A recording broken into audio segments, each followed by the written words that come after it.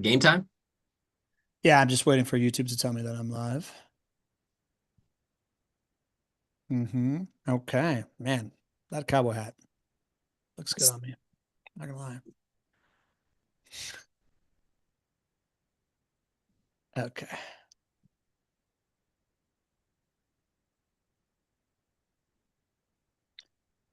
Game time. Ready, buddy? Game time. Let's do it.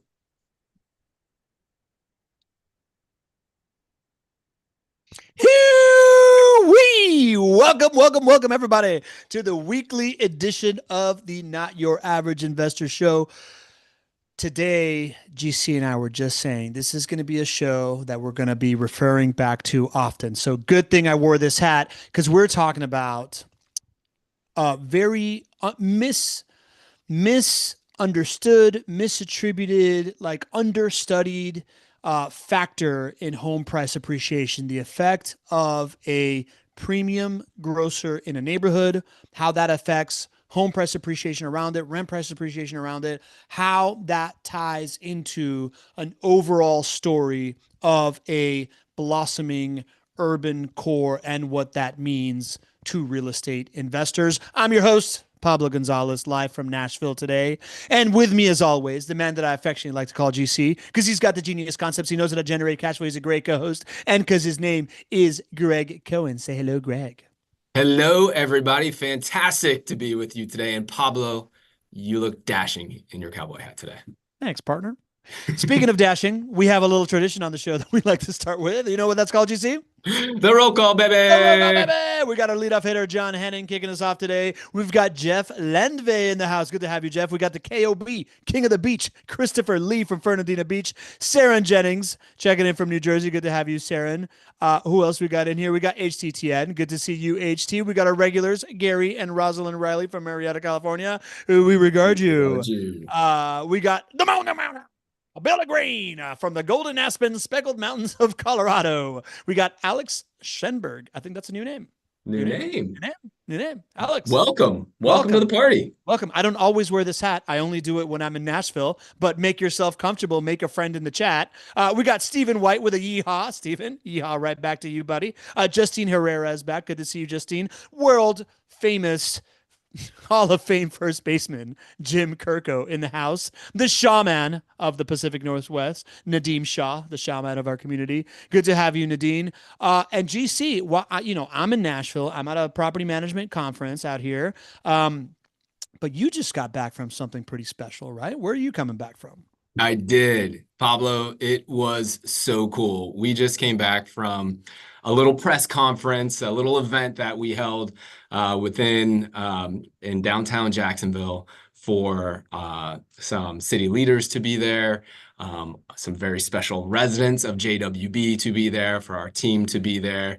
And what we were doing was celebrating the 8 families, the 8 renters of JWB who are receiving $20,000 each in down payment assistance and are now becoming first-time home buyers. And it was an incredible celebration. We had multiple folks speaking, and I got to meet the families that you all are dramatically changing their lives by donating, by investing. You are changing lives here. And I wish you all could have been with me as I was shaking hands. I met Letitia, who and her son Jace and her mom Wanda, who were there, and she was just so thankful. Of course, she said she never expected this to be real, even though she's been a resident of ours for many years. She's like, I just never could believe that I could actually win, that I could actually be selected here and receive this down payment assistance, and that I could become a homeowner.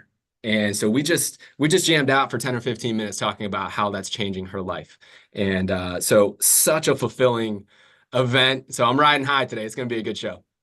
I love it, man. I love it. I won't forget the video that you shared with me. I don't know if it's already been shared of like the recipients receiving their award and stuff like that. And like one of the residents talking about how it's been very strategic for me to live, in a JWB home because this is all part of my big plan to like get to this point of being a homeowner. And as we are talking today about the effect of a premium grocer downtown and the effect of a urban core coming alive and these moments that are happening. We're talking about this big economic flywheel that as investors we get to benefit in Jacksonville. People that own properties get to benefit in Jacksonville, right? Like people that live in Jacksonville, median rents going up. But the number one thing that we can do to help more people benefit is to plug them into that economic flywheel that is being created by these investments and these things that JWB is a big part of. A whole bunch of other city partners and the public-private partnership and all this stuff is all a big part of. But plugging people into that flywheel looks like taking people from being renters to homeowners so that they can really, really benefit from this stuff alongside of us. And really cool to see you guys kind of like 8 people, right? 8 families.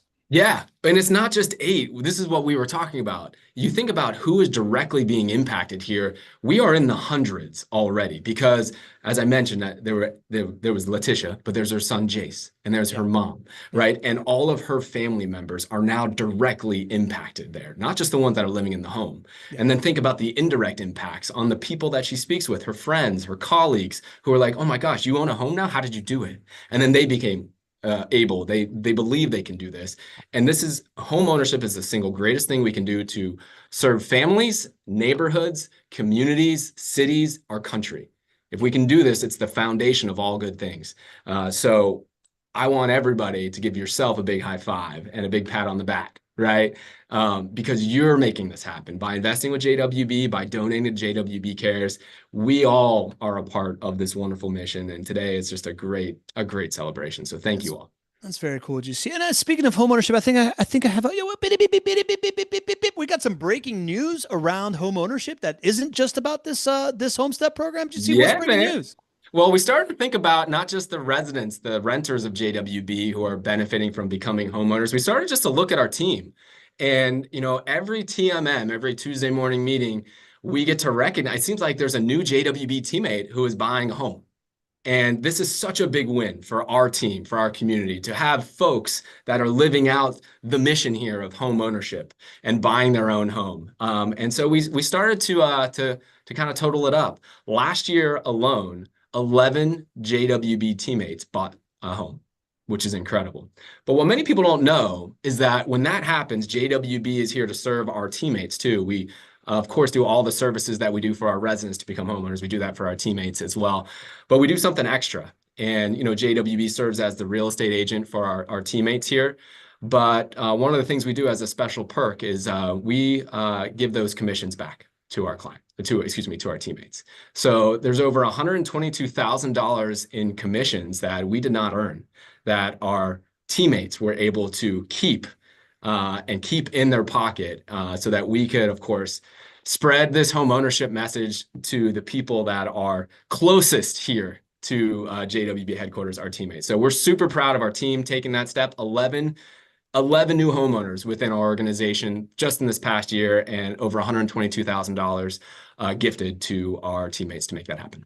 Got it. So if you pair the residents at JWB Homes and the team, we're talking about 19 new homes that we have created for 19 families that JWB is assisting and tying into the economic flywheel, man. It's actually more than that, because there's a lot of other residents that have bought homes that did not receive the $20,000 in down payment assistance, but receive down payment assistance for JWB Homestep. So it's dozens more than that.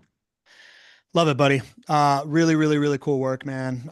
One of those things that's just like ties the whole thing together, right? Like the mission and what I continue to say around what I lived in Miami and seeing these like developers come in and build up downtown is a very different experience for folks that were just trying to make millions of dollars in the next 5 years, 10 years and get out of there versus a group of developers that are so uniquely tied to the future of the city, are so integrated with the economic flywheel, not building something for people not from here, but building something for people from here to be able to thrive.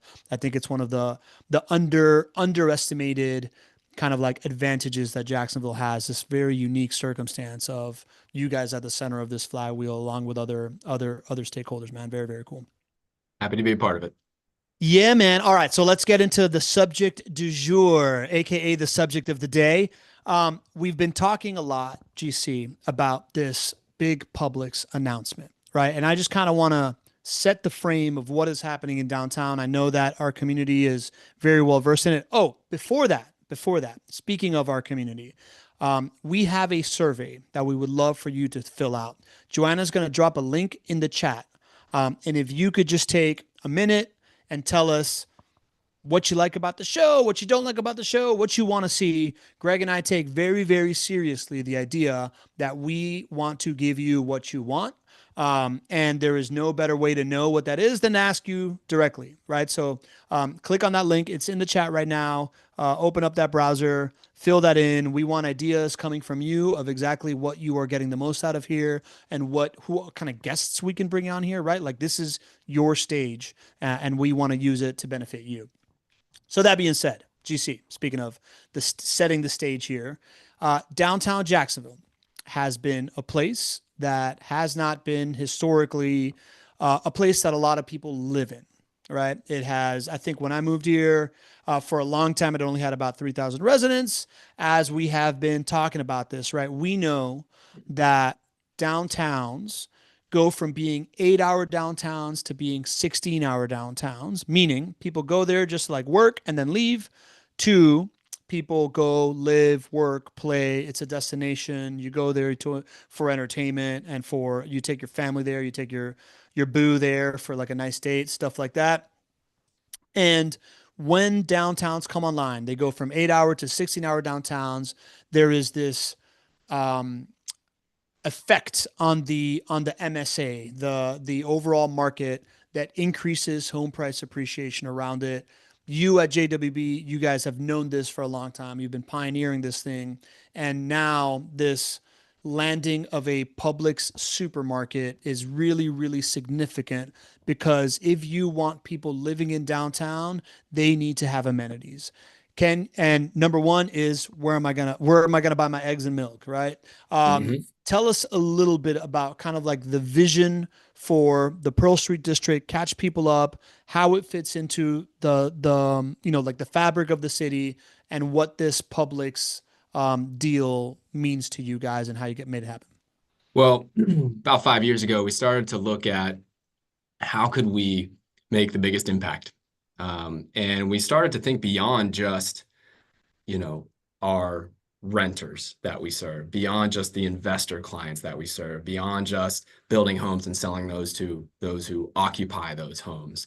And we started to think about the unique seat that we sit in. And there's not another company in Jacksonville that sits in the same seat that we do. We have the opportunity to change lives through real estate in a way that there's no other company in Jacksonville can. And I don't know if there's another company in the country who is so dedicated to one market, who operates at this scale and sits in that kind of that nexus of property management, developer, selling to investors, selling to homeowners.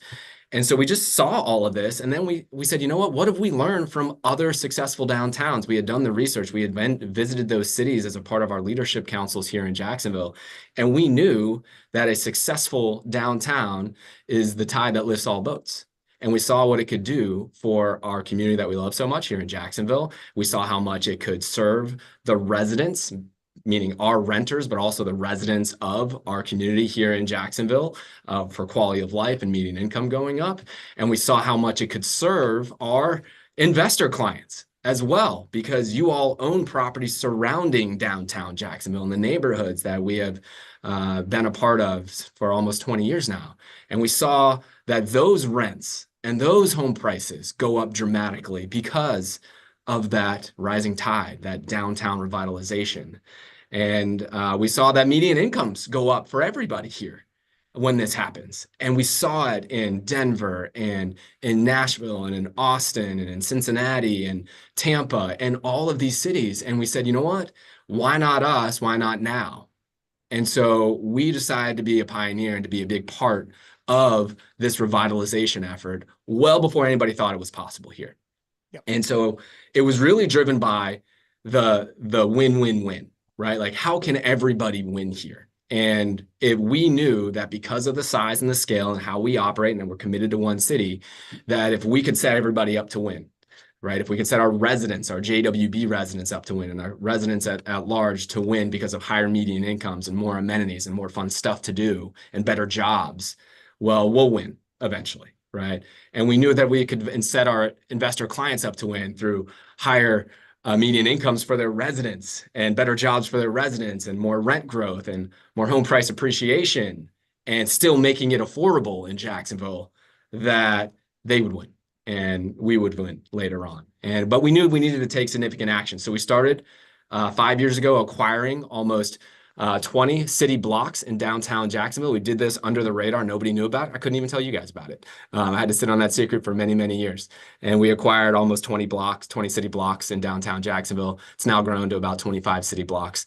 We found the money, raised over $230 million of investor funds that are focused on Jacksonville. It's not mercenary money. It's not money from big pension funds across the country and across the globe. This is Jacksonville money that is patient, that is here for the right reasons. And we found the right team. And we brought a team that is experienced revitalizing downtowns because they had done the same thing in Tampa.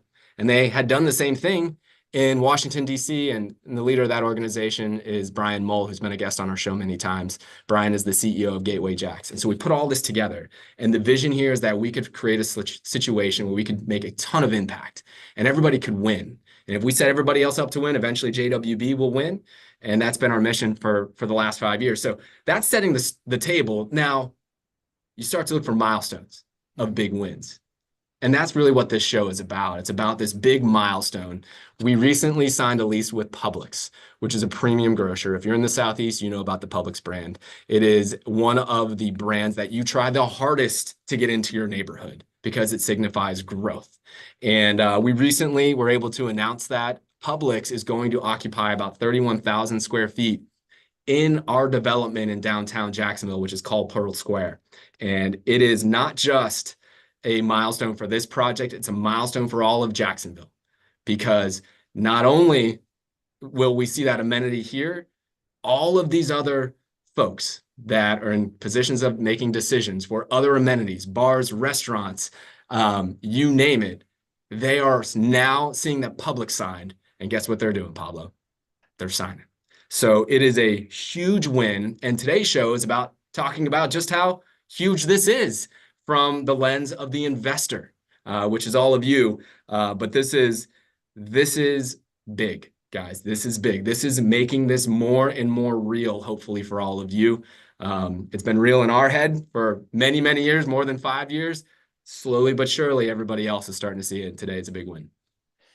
Yeah, GC. And so to go a little bit deeper, right? We have been talking about downtown for a while. That's why we set the stage. We know that the number is 10,000 residents moving into the urban core. You have been able to show us data that shows that revitalized downtowns appreciate by, what is it, 85% more than the average. Like a city will appreciate 89% more than the average home price appreciation across the country in these revitalized downtowns. So we know that piece. The other thing that folks know is this idea that premium grocers are this like not very well kept secret of the real estate investor, whether it's exclude the downtown thing, right? Like, just like if somebody knows that a premium grocer is going in, they believe that rents rise. That's why people follow the Publix real estate, the real estate department and what they're doing to find edges. We have this report that I just shared inside the chat that is a study of, like such a study that found this idea that throughout the Washington metro area, proximity to a new grocery store correlates with significant apartment rent premium over submarket average rent. Most of the properties within the defined distance of the new grocery stores saw rent increases correlated with store openings. Apartments surrounding grocery stores closer to new developments and public transportation tend to have higher rents and premiums located in suburban areas, right? So like there is these studies that are happening. There's also another article that we found that studies these other premium grocers, Whole Foods and Trader Joe's, providing healthy boosts to nearby homes. GC, I know that you've been pouring into these. I'm sharing these in the chat for everybody that wants to say, but I know that you have some notes of what you found in some of these that you wanted to share. What stuck out to you in these articles that have been written? Yeah, well, they all get to the same punchline, which is there is a premium grocer effect, and it is undeniable. And I don't think that's news to anybody. Um, I like the Zillow one even more because it speaks a little bit more to us, right? We are not apartment owners. We are single family home owners around that Publix or around that Whole Foods or around that premium grocer. And I don't have the stat. Actually, I do have the stat right in front of me. What do you know? So it talked about how between 1997 and 2014, Zillow tracked, yeah, there we go. Zillow tracked homes near a Trader Joe's or a Whole Foods, and they saw that on average they appreciated 148% more and 140% more, respectively. And the typical US home appreciated by 71% over that same time period. So it's a little bit more related to us. I think it's been a little bit more studied when it comes to apartment rents. Mhm. But our thesis is take the beautiful asset class of single family rental properties, invest around a Publix or a Trader Joe's or around a downtown that is revitalizing. And this is the strategy for you to get outsized gains without taking on the risk. You don't have to buy the building and invest in the building that Trader Joe's is going to go into or Publix is going to go into Yeah. because that's risky. You can buy this beautiful single family home and improve lives and families and communities by doing that and have risk mitigation. And then you can ride the wave that is coming from the Publix effect or the Trader Joe's effect. And so this also is a supplement to the research that we've done. We have looked at it from a macro scale of a revitalized downtown. And we understand that revitalized downtowns have, like you said, 89% more home price appreciation. So this is kind of like, listen, we know that there's a Publix, a Trader Joe's, a premium grocer effect. And then we know that revitalized downtowns work. What can we fill in the gap here? And the Zillow report helps. The other report that you had is really shining light on it as well. I tried to supplement it with what we saw as well and tell them a little bit more of the story of adding that premium grocer to some of these successful downtowns. When did they do it? What happened after they did it? And in terms of rents, prices, median incomes. So we can kind of fill in the gap because I want this to be more and more real for you all so you can take advantage of it. Because Yeah. if you know the outcome, if you know the punchline, and you know that investing in Nashville and buying cash flowing rental properties 20 years ago was the best way to grow your profit pie. Well, if it makes sense that that's what's going on in Jacksonville now, then you'll take action. And so I'm trying to connect the dots, and I think today's show is going to do that. I love it. And let's just kind of talk about what downtown looks like right now, GC, right? Like right now downtown has a north bank and a south bank across this river. And when you're in that north bank of downtown, which is kind of like the really um the urban center that has like the like real density waiting to happen, there really isn't a grocery store anywhere close, right? Like there's one kind of like on the other side, like kind of like by the stadium. It's a discount grocery store. There isn't something where you can easily go out and just like pick up your groceries, pick up a sub, stuff like that. Restaurants are starting to populate around there. I remember just like 2, 3 years ago, it was kind of tough to grab a quick bite to eat when we were looking around our for our meetup location, right? Like we're looking around for a meetup location. We wanted to grab some lunch. It wasn't particularly easy to do it. Nowadays, when you go there, there's multiple options to grab lunch, grab dinner if you're going to do something quickly, but there still isn't that daily thing, right? Like so many of us go to a grocery store twice a week, right? 3 times a week. You forget something, you got to go pick it up. So the idea of there's a term called food deserts, right? Mhm. It is this kind of like um, how would you define a food desert, Greg? You got to hop on a bus or drive to go and get to your grocery store. You got to go a long ways to go Yeah, to get to your grocery store. yeah, I don't know if it's drive a 15-minute drive or whatever. It's hard to get groceries. That's what a food desert is. And it's that's what true. we've had in downtown Jacksonville. Yeah, and in downtown Jacksonville, like you gotta literally cross the river before you can get to something like that. It's not very accessible to do that, right? So now as we're painting the picture of We believe that we're going to cross this 10,000 unit threshold. There's going to be places to live downtown. That's definitely happening, right? Because the shovels are in the ground, the dirt is moving. There's going to be, many more than 10,000 units to live in. What is going to bring people there? Greg and his team wanted to like look out at, hey, let's look at these other markets that we have followed, right? Like we often talk about Nashville. We often talk about Tampa, which is where we poached Brian Mull from, right? We often talk about Austin as well on the show. So why don't we combine kind of like this big picture thinking around downtowns and the moment that they got their grocery stores? So this is what we have found, right? Let's show this presentation here. And before we do that, we are talking about all these market kind of like dynamics. If you have not received the 2025 Q4 Jacksonville real estate market outlook that we put together, this is a perfect supplement for this show of understanding where these numbers are and these things of what's coming in the Jacksonville market. So you can download it at jwbrealestatecapital.com/report, right, GC? That's right. This is an old slide here, or you I saw can that. or you can scan this thing. But if you go to jwbrealestatecapital.com/report, Joanna put it in the chat. Or if you want to talk to Team JWB, go to chatwithjwb.com, or you can call them at 904-677-6777, or text them at 904-293-0341. And of course, these numbers that we're going through, we are not financial advisors. This show is for entertainment purposes. Do your own research with these investments. But this is going to be a really, really interesting story that you are going to see. Let's start with the reason I'm wearing this silly hat right now. Nashville. I'm in Nashville right now. I was just walking around downtown Nashville. Super dense. People live there. They work. They play there. It's vibrant 24/7, but it always wasn't that, GC. What did you find when you were looking at the downtown Nashville Publix debut? Well, in Nashville and these other cities we're going to look at, there was not a full service grocery option in downtown, just like what we have been dealing with in Jacksonville before. So what you're experiencing today was the farthest thing from anybody's mind in Nashville, in early 2000s. And in Jacksonville, many people still feel that way too.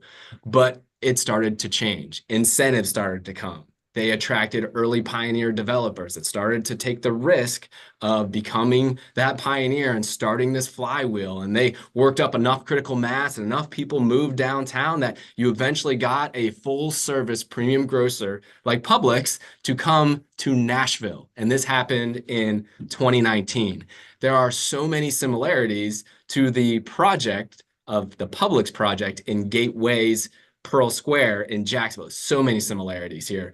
So it opened in 2019. It has 27,000 square feet. It is a full service premium grocer. To compare that to Jacksonville, it is going to be 31,000 square feet for Jacksonville's premium grocer. And it is full service. That's important as well. Full service means everything you could want in a grocery store, not just a smaller kind of like mini version of a grocery. Yeah, the deli, the pharmacy, all the stuff, right? Because just like this is saying, in Jacksonville right now, it is being serviced by these like smaller kind of like local markets, right? So the ability to get everything that you need without getting on a bus, without doing that stuff. And I think something that we'll continue to see is this idea that one premium grocer shows up, others follow, right? And this one, it was Publix. Whole Foods then followed. I was just at the downtown Nashville Whole Foods. It's awesome. Yeah. And it really starts to serve the need from the residents. But I think what you'll find that's really, really interesting is these numbers that you uncovered, GC. You want to talk us through these? Yeah, I started to think, okay, so what data can we look at and what can tell the premium grocer effect on the macro scale? And we have some really wonderful data to look at both the next year for pricing in the Nashville MSA as well as 5 years later. And then we can compare that to what the overall US did during that time. And guess what? It had a huge impact. So in Nashville, prices grew 57% over the next 5 years. And those home values rose 34% more than the national average over those 5 years. Guys, if you want to grow your profit pie, if you want to make more money, not take more risk, more money, you want your home price appreciation to grow 10, 20, 30% more than the national average. That's how your profit pie grows. And the premium grocery store effect is one big major thing that helped to be a catalyst for that growth in Nashville. Yeah, definitely. And we're seeing this in the chat. Sylvia Bettinger is saying Publix, Whole Foods, Trader Joe's, they don't invest anywhere that they don't know where growth will take place based on zoning and or a master plan. You need that people infrastructure. It's phenomenal news. Leslie Wilson, the Maven from the Mountains of Denver, saying she imagines Publix having a very savvy real estate acquisition team like a Starbucks used to have a while back. And Starbucks would only appreciate open stores in appreciating markets, right? So this is all to say that we're going to look at this data, right? Like, do you think this is a leading indicator, Greg? Do you think this is a trailing indicator? The fact that Publix is doing it, like, do you think this is is Publix driving prices up in these moments? It's more of a leading indicator. I'm glad you asked that question though, because when I did the research and I found that Publix came in 2019, I was like, we've done the research to show that the real growth in Nashville actually happened more along the lines of like 2010 to 2015 is where they really crossed the 10,000 residents thing. So I thought it was a little bit later than what I was expecting in Nashville, in Jacksonville. And I think in most places, Publix is not stupid. Trader Joe's, Whole Foods are not stupid. They know the things to look for. They look for the same things that I'm sharing with you. Is the downtown resident population already growing before they're there? How many projects are currently underway right now? Because they understand that if they wait too late to get into that market, they're not going to get a sweetheart deal.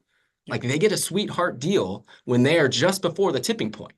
So they want to be there when all the smart people at Publix say, we've checked all the boxes here. We know what the downtown resident population is. We know what the infrastructure looks like. We know how many billions of dollars is being developed right now. We know how public and private partnerships are working together here. We've checked all the boxes. We want to be a little bit before everybody else sees it because they can come to a developer and then get a sweetheart deal.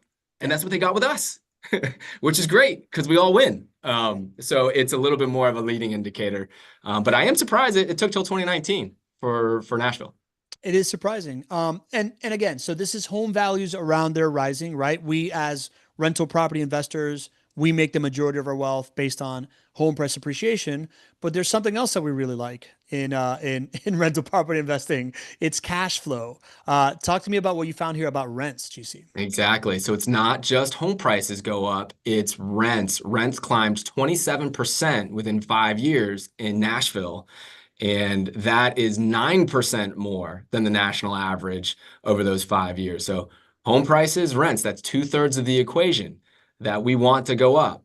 But we can't forget about what is driving those home prices and rents and still makes it affordable. I'll segue us to the next point, which is median incomes.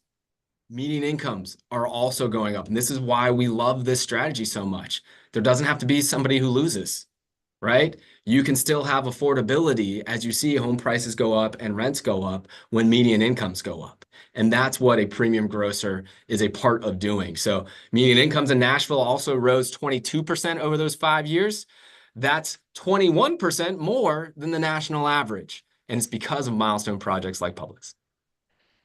As I think about my own lived experience in Miami, we were just talking about this earlier, right? Like, I'll bring up a couple different points throughout the show, but for this one, the idea of rents going up, right? Like I remember when we were starting these like young professional groups in Miami and stuff like that, I was talking to this like new breed of like younger millennial that was moving into Brickell, and they're like, I'm gonna go in there, I'm paying this insane rent, but I don't have to have a car because I can walk to all the things I need. I'm close to where I work, and in the chance that I do need a car, I can just Uber, right? So the idea that rents go up around these amenities that become very, very walkable because it starts to displace other costs that they may have, to me makes perfect sense of why this thing correlates. Exactly. Yeah. That's why placemaking, urban design, that's why it's such an opportunity. It's so valuable. And when you do it right, it can have a dramatic impact on quality of life. And you can, of course, win as a investor. But you need people who know how to do it. You need a collaborative relationship with the public and private sectors. Yep. And you need scale.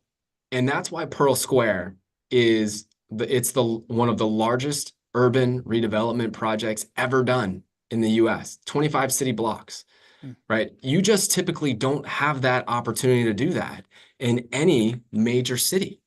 We have that here. And that's why we can place make. And under Brian's leadership, that's why you are seeing such smart design. And that's what public sees. And they're like, okay, cool. I see how the rents today are this. I see how they're going to be this. And it's the rents of the commercial buildings around there. And we understand that we don't invest in commercial buildings around there. We invest in single family rental properties because it's the perfect investment for the everyday investor. And we invest right around there. And we understand now how single family home prices go up and rents go up, following that same mentality. And speaking of placemaking, right? Like when you think of placemaking, you think of these areas where people mix, right? Like it's somewhere that people go to. You have these like connections that happen randomly, right? There's like public areas that you can intersect with services that you intersect. The one side of the street talks to the other side of the street, and there's very few examples of um, just placemaking ground up, like what Pearl Street is doing, particularly at that scale. But one such really, really good example of an urban area that just had a bunch of parking lots that were ready to be turned into something really, really cool, that also happens to have the Brian Mull effect, is downtown Tampa and the Water Street district. So I think, like we've talked about being there very recently. I've been in that Publix too. I was at a Mhm. conference. We needed something, ran over to Publix, came right back. Just very, very functional. GC, what did you tell me a little story about what you saw in the Publix effect of downtown Tampa? Yeah, well, it actually started in 2019 in a neighboring Publix. I'm not sure if you went to the one in the Channel District and Channel side, but it actually is a double effect of Publix here and has led to additional grocers like Whole Foods in addition to this. So it's not just Publix coming. Sometimes it's additional Publixes that are coming. And many times it's additional premium grocers. And this flywheel effect of people living, working, having fun, spending money downtown happens. And that's why rents go up, and that's why development happens, and that's why home prices go up for your single family rental properties if you already own them. If you wait till late, too late, then guess what? The prices have been too high. You can't make them cash flow anymore. That's why there's a sense of urgency here to buy single family rental properties before this premium grocer effect. But yeah, in downtown Tampa, we started with the full service grocer, which was in the Channel Club, which is, again, the type of buildings. I want to include the pictures here because I want you to see the type of buildings. These aren't like your standalone Publixes in a suburb, right? Mm-hmm. These are mixed use. There is retail on the bottom. Publix is on the bottom. Many times it's next to other restaurants. And there are hundreds of apartment units above those buildings. That is the type of mixed use building that really works for placemaking, for ease. It's everything that you just described there that people start to say, you know what, I could live downtown. I don't really need a car. Parking's kind of expensive. You know what? I can pretty much do 80% of what I need within the amenities that are downtown. So that's what happened, of course, in Tampa. So we put the numbers here, and guess what? The premium grocer effect was dramatic in downtown Tampa as well. Prices grew 55% within 5 years. That was within 5 years of the first Publix opening. Mm-hmm. And that is 30% more than home values across the nation rose over those 5 years. So we're seeing a double time premium grocery store effect, and then some with Whole Foods, which came, I think, about a half mile away. As you mentioned that part, GC, that is another thing that I very much lived, right? Like the idea that when I was living in the urban core of Miami, as it was densifying, we moved there right as like this brand new Publix had just opened up. I remember Marta like being like fresh there from Venezuela, like going into the escalator and be like, oh my God, the smell of this place and the bread and all the stuff. It's so amazing. And shortly thereafter, a Whole Foods opened up right in the heart of downtown, right? Like, and then another Publix opened up, and it's this like um, once people start moving there, it becomes this snowball effect, and you need more and more of these services. But like you said, Publix tends to be kind of like really keyed in on before it happens, getting there early and being the one that plants the flag down, and then everybody else follows. Again, home price appreciation, 50% over, what was it? 30% more than the national average. Rents also around this Publix in Tampa rising 63% more than the national average. GC, talk to me about this. Bingo. You're seeing this. It's again, I love investing in things where I know the answers to the test, right? We know the answers to the test when it comes to how valuable a revitalized downtown is. And we all know through these published reports how much of a milestone a major grocer is to becoming that revitalized downtown city. We understand how close we are to that 10,000 resident threshold, right? We're seeing this become more real. So for you as an investor, sometimes people say to themselves, oh, you know what? I like rental properties, but I want to do it next to the best school district, or I want to do it next to the best, shopping center that's coming. What I'm sharing with you now, investing next to the great American downtown makes all of those other investing strategies pale in comparison. They cannot hold a candle to it because what we're talking about here is citywide growth on a massive scale. That's that 89% growth. But we're pointing out things that are major milestones. These major grocers coming in are major milestones. And you're seeing this flywheel effect happen in real time in these other cities. And you see the effect. I would love it. We have a number of folks here. If anybody is from Tampa or is from Nashville and can kind of speak to what they have seen by living there and understanding how different the quality of life is downtown. And maybe some of you live downtown. And maybe we'll open it up a little bit more. I know Leslie's in downtown, is from Denver, and we have a number of the Mountain Mans in Colorado. Yeah. What are you guys seeing in some of these revitalized downtown cities? Because it matters. This can be a strategy that you can build your financial outcome on. And I love getting louder and louder and louder as it's happening. I had to be quiet for many years about it, but for the last year or two, it is such a sound strategy to be able to have this risk mitigated asset that you own around downtown. Don't take the additional risk of being a developer in downtown, but ride the wave, right? This is what we can do to create great financial outcomes. So if any of you have any stories, I would love to hear your real life experiences in some of these cities. You mean you don't want other stories apart from mine in Miami? Is that's not good enough for you, GC? You're tired of my stories. I love your stories. I'll never get tired of your stories. Miami burnout for you. Some of the stuff, like as we look at these numbers, right? Like you're talking about this flywheel effect, right? Like it is also, you also see the median income going up in Tampa as well. Stephen White talks about this Tampa appreciation also lining up with the run up during COVID. I think what's important to look at these numbers, like we are looking at these periods of time where the overall real estate market in the US was doing well, but you are comparing this to the average real estate market. So this is not home price appreciation, went up 30% and rent appreciation went 63%. It went up 30% more than the national average, 63% more than the national average for rent price appreciation. Median incomes rising 32% more than the national average in Tampa as well. Just like we're seeing these like comparative benchmarks in these other cities as well. So it kind of, obviously this is not a scientific study, but you are isolating for these factors of saying like, yeah, cool. It was a good time in real estate in general, but these cities did better because these downtimes came on board, because these grocers came into downtown, whether it's a leading indicator or causation or correlation, whatever, as we start to see the full picture, you get this cocktail of this is an overperforming real estate market over the next 5 to 10 years, right? 100%. Listen, as an investor, you're looking for risk mitigated ways to see things that others don't see, and you're going to put your money behind it. Like at the end of the day, if you're looking for an investment where it is like exactly like straight line, like causality, like go put your money in the bank, like, then you get pretty much a guarantee, to do that.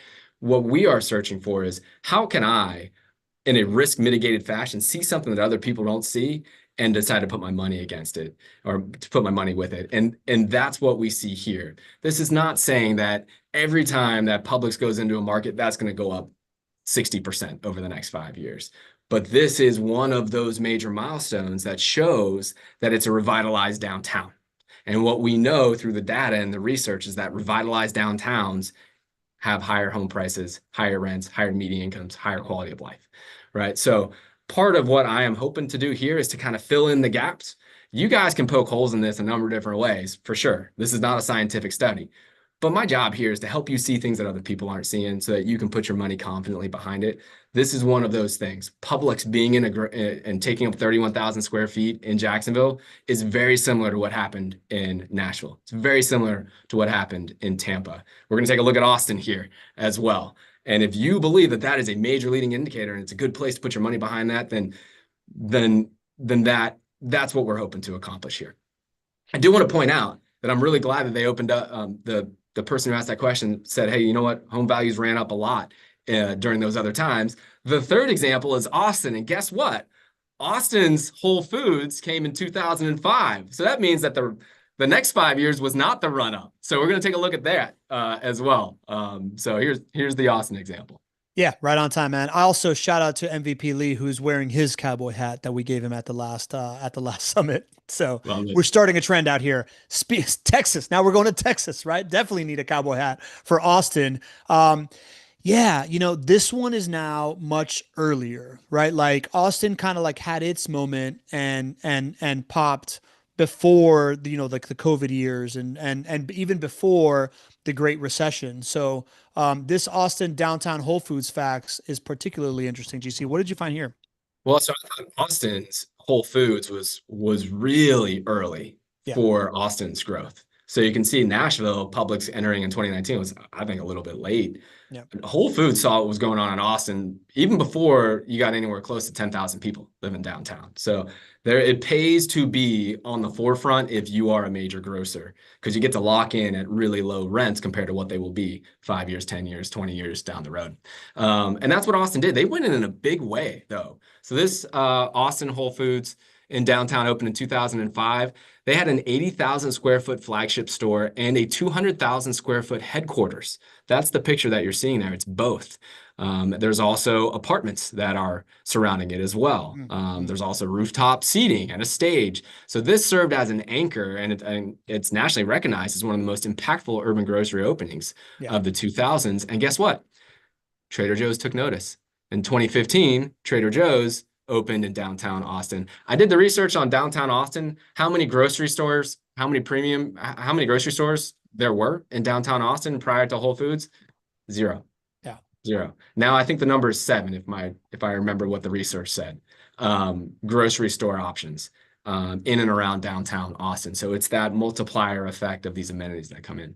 I mean, this thing looks like the Otani of urban development projects, right? Like this, it has everything that we talk about in placemaking, right? It is mixed use.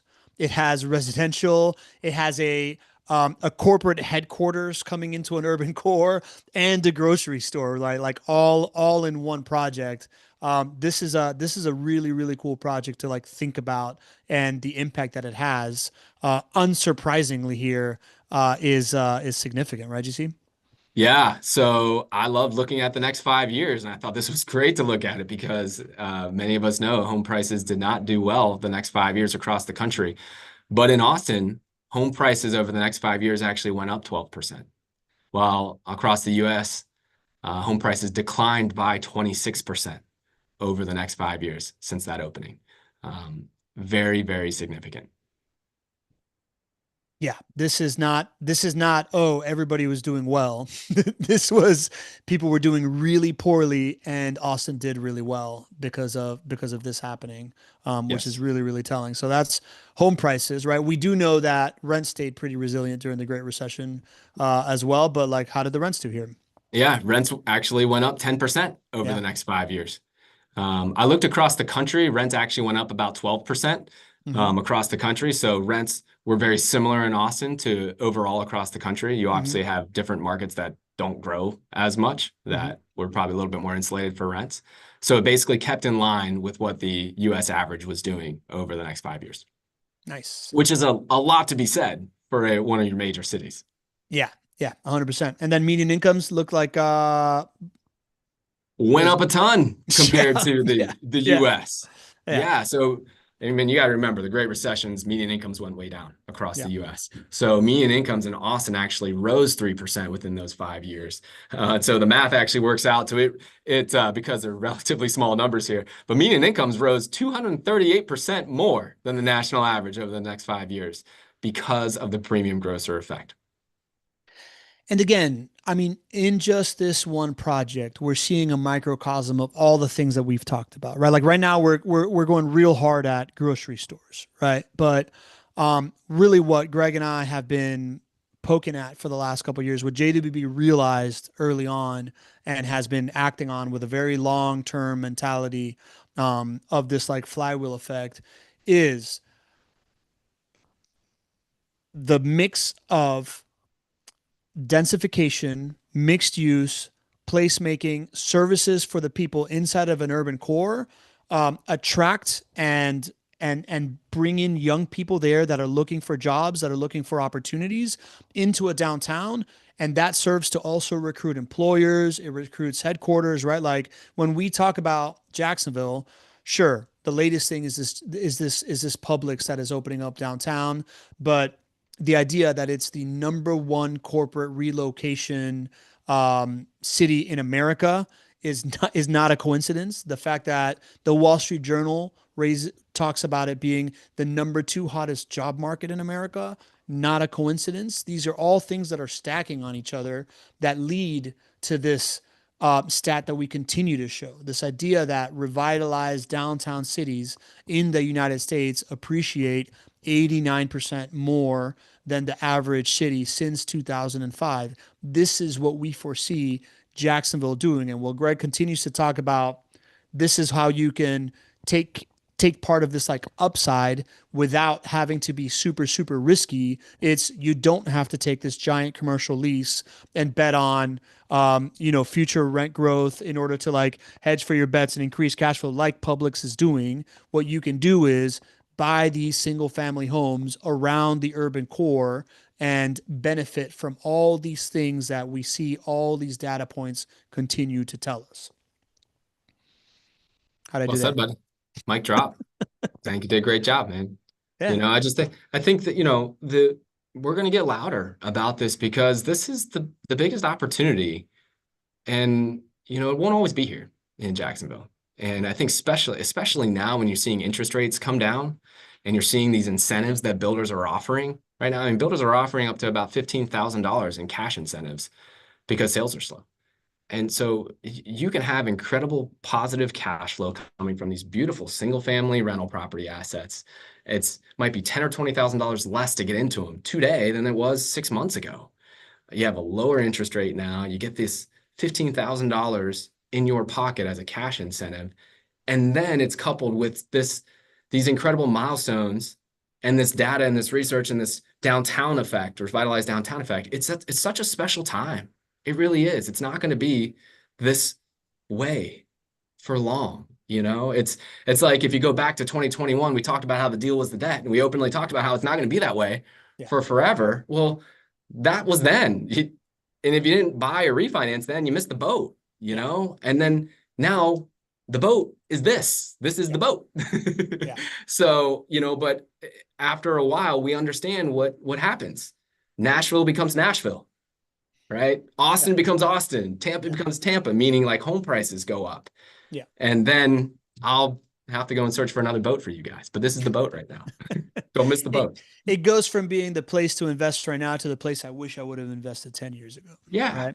Yeah. exactly. Yeah, correct. And then it quickly stratifies into like, all right, now only the amount of people that can partake in it reduce, right? Because the cost goes up, the premium to like get in goes up as all this type of stuff happens. We're in this like moment where the cost is still relatively, like the money you need to bring to the table based on the certainty that you're going to get and the upside that you're going to get is still an unbelievable like combination here that is very take advantageable by so many folks. Um, Hmm. yeah, man, I love that you did this, right? Like I love that we took it from this idea of like, man, we're super pumped about Publix to like, what does this all mean? Yeah. Because we've been able to like showcase this kind of like these inflection points of the residents and all these different things. To me, this is pretty clear data that at the very least there is a very, very high correlation with like this being these like inflection points, these jump off points that we continue to do it, that continue to prove this thesis correct. That so many of us in this community are really, really like looking forward to, right? Like the investment in itself is great, but this idea that we have this like insider tip of what is happening in real estate, and that is totally fine in real estate, is really, really exciting to just kind of continue to see play out. I love it, man. I love it. I love that we're going to see this play out together as our community, because we came online on this show about 5 years ago, Yeah. and we have started to get really loud over the last, call it, year or two. And, it's every single year as you guys come to Summit, you see more and more of this taking shape, more and more of this becoming real. And I love how all this has come together, so that we can enjoy this together. I just started writing some notes down. I'm like, okay, we talked about the premium grocer effect, but we could do something like the, UF coming to downtown. Like we could look at the university effect, the premium university effect. We could look at the premium stadium effect. We could look at transit-oriented development effect. We can start to look at some of these things. And I think we now have kind of a framework to, like, again, point out these milestones, these things. It's not causality. Not one of these things means your home value is going to go up 60%, but we're putting the pieces of the puzzle together close enough so it starts to take shape. You see this beautiful, Rembrandt coming together that other people just don't see, and that's in essence why we're all not your average investors. I love the languaging that you're starting to do here, right? Yeah. Like, yes, the premium grocer effect. What is the world-class university effect, right? Like this to me is the shaping. If we can start coining this language, right? Like that I believe that a demarcation in language is a demarcation in thinking, right? So these kind of breadcrumbs that I think have all been picked up by you and your partners, and you're starting to like show it and play it out in a very public forum, unlike anywhere else before, right? Like maybe Nashville knew what it was doing, maybe Austin knew what it was doing, but we just didn't have like the forum of like telling this story time over time, year over year. And maybe we didn't also have the previous case studies to be informing this philosophy on, right? So like I think we're sitting here in this community with this special opportunity to kind of like coin this method of real estate investing, this kind of like thesis that we have, and then really hold ourselves to the fire of like, is this really happening? Can other cities copy this? I think is awesome. I love it, man. And we have the right asset because it's available for everybody. You don't have to be an accredited investor. You don't have to have certain levels of money or income or whatnot, right? Like, and that's part of why I love this so much, and why it makes sense for us to share it so willingly too. For many other people and places and situations, it's a good old boys club or a good old girls club, and that's not what this is. I love it because we're here as a community. So yeah, love it. All right, a couple of questions real quick. Stephen White, and we had a couple of questions of, do you expect this downtown effect to cross I-10 into Mixontown, and do you think that it'll push down into Blanding in the next 5 years? Yes, I think our entire MSA is going to be positively affected. It's the rising tide that lifts all boats. It's a revitalized downtown. That 89% is referencing citywide growth. So 89% more growth for revitalized downtown cities is referencing citywide growth. And so Mixontown and Blanding, down Blanding are cities within Jacksonville. And so my answer is yes. And that's why our strategy is to buy and hold single family rental properties within 10 miles roughly of downtown Jacksonville. And so, yes, I'm excited about it. Pamela Myers and Veni Valsamagas want to know any ideas on dates for Summit? Working on it. On the doorstep. Gotta run it by a few very important people. Pablo, one of them.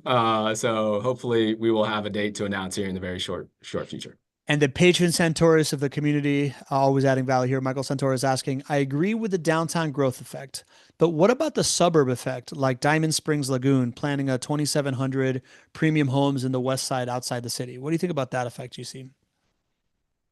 Well, I don't know that much about Diamond Springs Lagoon, to be quite honest. I can do a little bit more research for you. But I think that the same still applies, right? This is the rising tide that lifts all boats.